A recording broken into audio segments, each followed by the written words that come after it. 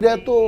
مطلب محمد علی مرزا صاحب اتنے ریجڈ تو نہیں ہیں، بڑی لبرل باتیں بھی کرتے ہیں،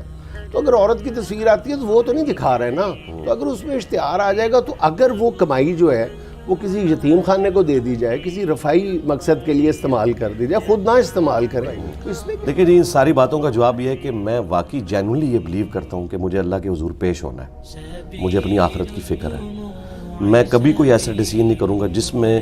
ذرہ برابر بھی مجھے خطرہ ہو کہ آخرت میری داؤں پہ لگ جائے۔ میں نے اس فیم کو چاٹنا ہے، میری طرف سے پوری دنیا جہنم میں چلی جائے۔ جس طرح وہ میرا جملہ اتنا لوگوں کو پسند آیا نا، وہ تو فی البدی میں نے بولا نا، کعبے کی چھت والا، تو یہ بھی میرا جملہ یاد رکھیں، پوری دنیا جنت میں چلی جائے یا جہنم میں چلی جائے، مجھے کوئی فرق نہیں پڑتا، مجھے اپنی آخرت کی فکر ہے۔ اور یہ قرآن کا مضمون ہی ہے کہ ہر شخص انڈیویجول اللہ کے حضور پیش ہوگا۔ تو میں جب قرآن و سنت کے دلائل کی روشنی میں ایک چیز کو سمجھتا ہوں، یہ ایسے ہے نا، بے شک اس کے دنیاوی کتنے مرضی فائدے ہوں، اس کی جو مرضی راہ نکلتی ہو، میں اس پہ کمپرومائز نہیں کرتا۔ میں یہ دیکھتا ہوں کہ میں کیا اللہ کو جسٹیفائی کر سکتا ہوں۔ میری ذہانت جو ہے نا، وہ تو یہ گوارا نہیں کرتی کہ میں اللہ کے حضور ان معاملات کو جسٹیفائی کر سکتا ہوں، اس لیے میں یہ معاملات آگے نہیں لے کے چلتا۔ البتہ یہ یاد رکھیے گا، سبسسٹنس لیول کے اوپر دین کو سورس آف انکم بنانا، اس کو ہم حرام نہیں سمجھتے۔ نبی الاسلام کا گھر کا خرچہ، اہل البیت کا، خلفائے راشدین کا بیت المال سے جاتا تھا، خمس اللہ تعالیٰ نے رکھ دیا۔ تو سبسسٹنس لیول کے اوپر جدادیں نہ بنائی جائیں، سبسسٹنس لیول کے اوپر یہ جائز ہے۔ who will draw the line؟ ہاں، جو آپ کو بتا رہے ہیں یہ آپ کو تو بتاتے ہیں نا کہ جی حضرت ابوبکر صدیق رضی اللہ تعالیٰ عنہ کا وظیفہ مقرر کیا تھا صحابہ کرام نے، تو بتاؤ کتنا وظیفہ مقرر کیا تھا،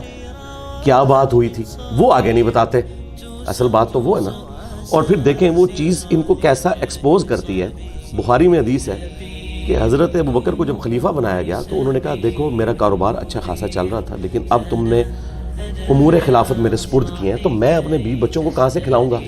ٹھیک ہے، ایک تو یہ کلیئر ہو گیا کہ حضرت ابوبکر مسلح اٹھاتے تھے، سونا نہیں ہوتا تھا نیچے۔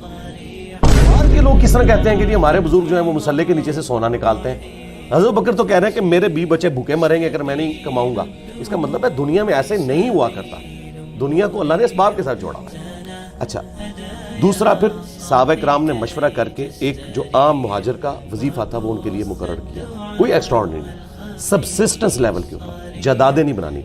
یہاں پہ کیا کر رہے ہیں جو آپ نے مثال دی مساجد کی، میں اسلام آباد میرا دوسرا سٹی ہے، اسلام آباد میں